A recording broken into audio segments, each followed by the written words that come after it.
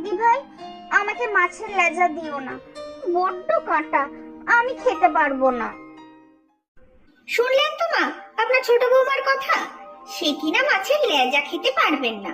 তাহলে দুটো লেজা পড়ে আছে, কে খাবে শুনি? আমি পারবো না কিন্তু। থাক, তোমরা দুজনেই যখন খেতে পারবে না, তাহলে একটা মানদাকে দিও, আর একটা না হয় আমিই খাবো। তরিকে একটা পেটের মাছ দাও তাহলে। আপনি মা তরিকে খুব প্রশ্রয় দিচ্ছেন কিন্তু। সে কি নতুন এসেছে বলে?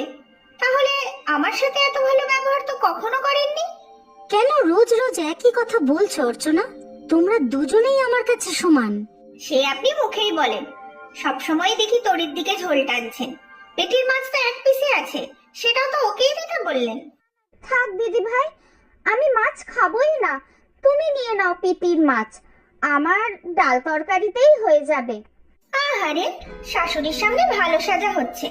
বাড়ি থেকে তো সব ভালো মতোই শিখিয়ে পড়িয়ে পাঠিয়েছে দেখছি। আহ অর্চনা, তুমি আবার তরির বাড়ির কথা তুলছো কেন? যার যেটা ইচ্ছে তাই খাও, যা পড়ে থাকবে তাতেই আমার হয়ে যাবে। হ্যাঁ, সবসময় তো আমারই দোষ দেখেন আপনি। আর এখন যে বড় ছোট বৌমা করছেন, দুদিন যাক তারপর আসল রূপ দেখতে পাবেন। তোমার কি হয়েছে বলো তো অর্চনা? শুধু শুধু পায়ে পা লাগিয়ে ঝগড়া বাঁধানোর তাল করছো। এখন তরিকে পেয়েছেন তো সবসময় মা মা করে আদিক্ষেতা দেখাচ্ছেন, তাই আমাকে আর সহ্য হচ্ছে না। ছাই ফেলতে দেখবেন পরেই ভাঙা কুলোকেই লাগবে, আগেই বলে দিলুম। ও দিদি ভাই, তুমি আর রাগারাগি করো না, চলো একসাথে বসে খেয়ে নি। আর খাওয়া গা জ্বালানো কথা শুনেই আমার পেট ভরে গেছে। না না, তোমাকে তো কিছুই বলা হয়নি। চলো তিনজনে মিলে একসাথেই খেয়ে নি, কেমন? হ্যাঁ বসুন আপনি, আমি দিয়ে দিচ্ছি, খেতে বসো না দিদি ভাই। বললাম না আমি খাবো না, তোরাই দুজন মিলে বসে খা। আজকে আসুকো, একটা হেস্ত নেস্ত করতেই হবে।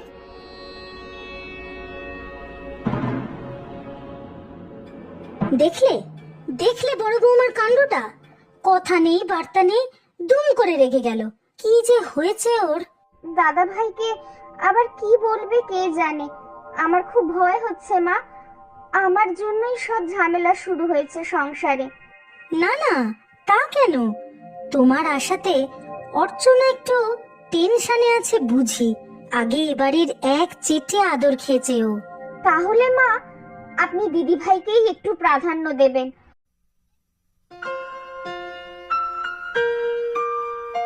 কি হলো তোরি, কি হয়েছে? শরীর খারাপ নয় তো? না না, কিছু হয়নি, অফিস থেকে এসেছো, হাত মুখ ধুয়ে নাও, আমি চা দিচ্ছি। চা খাবো না এখন, একেবারে রাত্রের ভাত খেয়ে নেব। দাদা ফিরেছে? জানি না গো, রোজ তো তোমার আগেই চলে আসেন। বসার ঘরে বৌদিকেও দেখলাম না।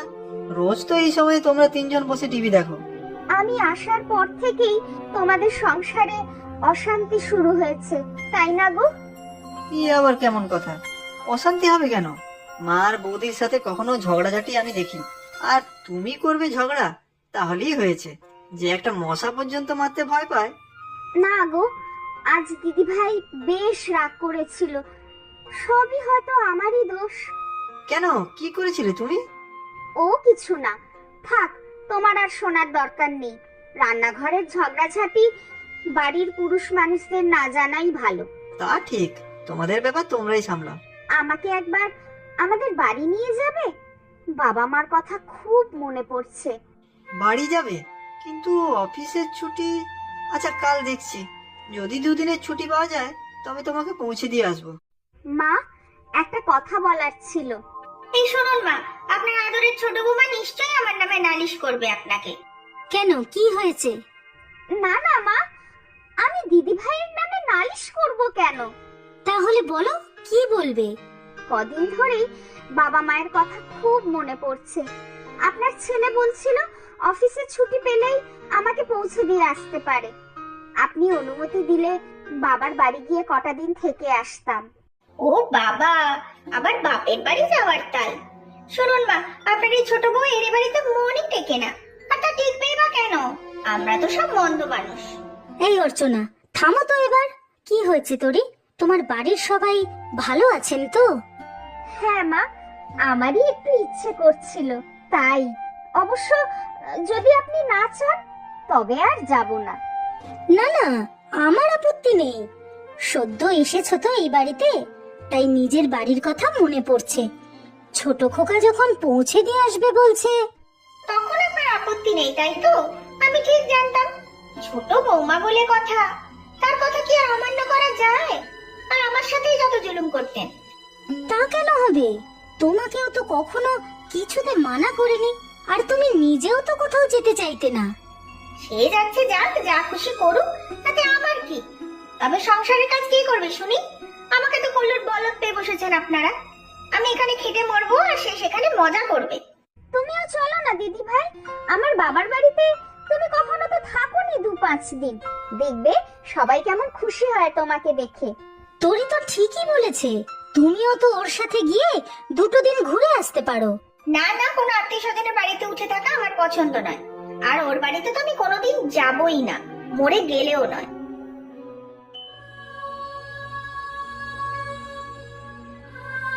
কাঁদিস না রে তোরি, অর্চনাটার যে কি হলো কে জানে। আমাকে দিদি ভাই কেন সহ্য করতে পারছে না মা? আমাকে কি করতে হবে বলে দিন মা, আমি সব কিছু করব যাতে এই বাড়িতে আগের মতো শান্তি থাকে। চিন্তা করো না বৌমা, সব ঠিক হয়ে যাবে। দেখো, তুমি নিশ্চিন্তে বাপের বাড়ি থেকে ঘুরে এসো। যাও। আপনি চা খাবেন মা? দিদি ভাই তো এই সময় রোজ চা খায়, আমি বানিয়ে নিয়ে আসছি। চা করবে? আচ্ছা দিও আমাকে। তবে অর্চনা যেভাবে রেগে চলে গেল, তাতে চা খাবে বলে তো আমার মনে হচ্ছে না। এই নে চা। কি রে, কি এত দেখছিস বাইরে? কখন থেকে ডাকছি তোকে। এই তো, বলো কখন এলে ঘরে? অনেকক্ষণ। তোর জন্য চা এনেছি। কি ভাবছিস বলতো? কিছু না মা। আচ্ছা, আমার শ্বশুর বাড়ির লোকজনদের তোমার কেমন মনে হয়? ভারী ভালো লোক ওরা। তোর শাশুড়ি, তোর যা, দুজনেই বড় ভালো মানুষ। তোকে আগলে রেখেছেন ওরা। আমার কেন জানি না মনে হচ্ছে আমার ওই বাড়িতে বিয়ে না হলেই ভালো হতো। এ আবার কেমন কথা মা? দিদি ভাই আমাকে একদম পছন্দ করছে না মা, সব সময় খুব রাগারাগি করছে। আমাকে নিয়ে শাশুড়ি মায়ের সাথেও ঝগড়া করছে। ও মা, কেন রে? কি জানি মা, আমি যা করতে যাই তাতেই দিদি রাগ করে, কথা শোনায়। আসলে অর্চনা তো এতদিন ও বাড়িতে একাই ছিল, সব আদর একাই পেয়েছে। এখন তুই যেতে সেই আদরে একটু ভাগ পড়েছে বলে বেচারার একটু মন খারাপ হয়েছে আর কি। কি জানি, আমার শাশুড়ি মাও দিদির আচরণে বিরক্ত হচ্ছেন। তুই এত কিছু ভাবিস না, সব ঠিক হয়ে যাবে। প্রথম প্রথম তো।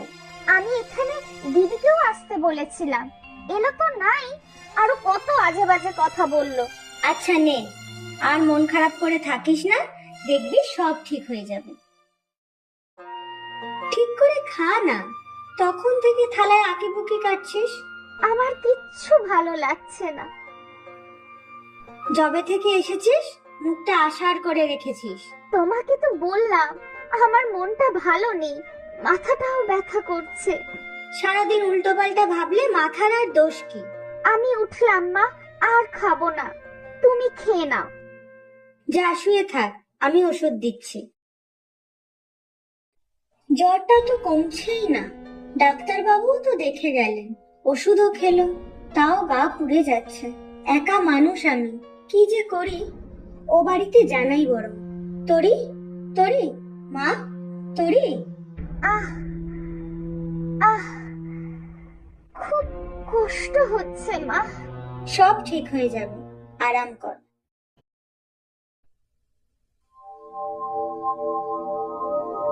মা, আসবো? হ্যাঁ অর্চনা, এসো এসো। একটা কথা বলবো। আবার কি হলো? এখন তো ছোট বৌমাও নেই, তাহলে এখানে আবার তোমার কি সমস্যা হলো? আমার খুব মন খারাপ করছে মা, তোরির জন্য খুব খারাপ লাগছে। কেন? আবার মন খারাপের কি হলো? তোরই থাকলেই তো তোমার যত অসুবিধা, কথায় কথায় রাগারাগি করো। আমার রাগটাই দেখলেন মা, ওকে কতটা ভালোবাসি সেটা তো দেখলেন না। সব দোষ তো আমার। আহা, আবার কান্নাকাটি কেন? আপনার বড় ছেলে এই এত চিংড়ি মাছ এনেছে, ছোট খেতে কত ভালোবাসতো। ওকে কেন আপনি বাপের বাড়ি যেতে দিলেন মা? সত্যি অর্চনা, তোমাকে বোঝা দেয়। তা তুমি ছোট বৌমার বাপের বাড়ি যাও না। আমি যাব? হ্যাঁ, তুমিই বরং ওকে আবার বাড়িতে নিয়ে এসো, কেমন? তাই যাই মা, আমার খুব মন খারাপ করছে ওর জন্য। আচ্ছা আচ্ছা, বড় খোকাকে বলবে কাল তোমাকে তরির বাড়িতে দিয়ে আসতে। তুমি এসেছো অর্চনা, খুব ভালো হয়েছে। তোর এই জ্বর কিছুতেই কমছে না, ডাক্তার বাবু দেখে গেছেন, তাও ওষুধে কাজ হলো না। আপনি আমাদের জানাননি কেন মাসিমা? জানাবো ভেবেছিলাম, তোরে কিছুতেই জানাতে দিল না। তোমরা নাকি খুব চিন্তা করবে। আপনি ভাববেন না মাসিমা, আমি এসে গেছি, এবার ওকে সুস্থ করেই তুলবো। দেখ তোরি, কে এসেছে তোকে নিয়ে যেতে। চোখ খোল ছোট, দেখ আমি এসেছি। দিদি ভাই, তুমি? আর কোনো ভয় নেই তোর, আমি এবার তোকে সুস্থ করে বাড়ি নিয়ে যাব।